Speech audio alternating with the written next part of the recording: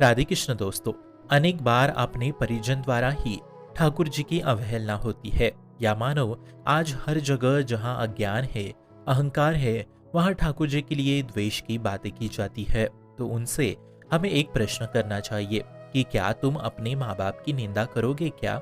जब अपने माँ बाप की बात आती है तो बस तारीफों के पुल गिरने लगते हैं, परंतु भगवान को गैर समझते हैं। तो हर माँ की भी माँ है भगवान, हर सृष्टि के पिता है भगवान। स्पष्ट रूप से वर्णन मिलता है गीता जी के 13वें अध्याय में, मैं ही समस्त सृष्टि का पिता हूँ और मेरे ही गर्भ से इन सब जीवों की उत्पत्ति हुई है, इसलिए मैं ही समस्त सृष्टि की माता भी हूँ। सबको मैं मेरे गर्भ में धारण करने वाला हूँ, परंतु अज्ञान होने के कारण पाखंडी पुरुष गीता जी की भी अवहेलना कर देते हैं, उसे झूठा साबित करने में लग जाते हैं और स्वयं को सर्वज्ञानी मान के चलते हैं। उनके अनुसार लोगों को उनकी पूजा करनी चाहिए, ना कि भगवान की। कुछ इस प्रकार वे स्वयं को ही भगवान मान बैठते हैं। ऐसे ऐसे लोग होते हैं कि भगवान को ही भगवान मानने में नकारते हैं, और ऐसा सिर्फ सनातन धर्म में ही होता है। दूसरे धर्म में कोई भी नास्तिक नहीं होता। देखिए आप, वहां सब आस्तिक होते हैं, परंतु हमारे द्वारा ही हम स्वयं अपमानित होते जा रहे हैं। ये केवल अज्ञान के कारण, अहंकार के कारण होता जा रहा है। आगे ऐसा समय आएगा कि सही मार्ग नहीं मिलेगा, ऐसे पाखंडी लोगों का राज्य होगा, पाखंडी लोगों का बोलबाला होगा।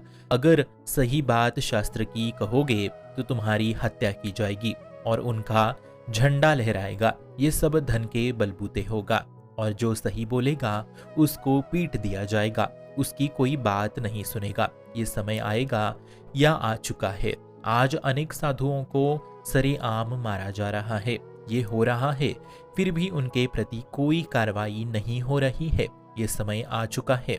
4,32,000 कलयुग की आयु है, अभी तो सिर्फ 5,000 वर्ष हुए हैं।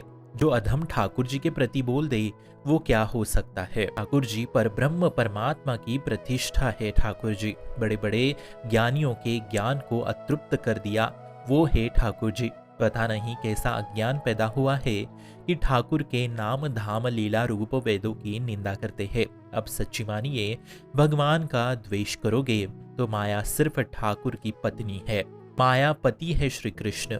माया फिर ऐसे ऐसे भोगों में डाल के दुख, अति पीड़ा, कष्ट देगी, इतने शरीर विकार देगी कि फिर आपका उठना नामुमकिन होगा। माया ऐसा अपने जाल में पकड़ लेगी कि सुख, चैन, आनंद, शांति कभी प्राप्त नहीं होगी।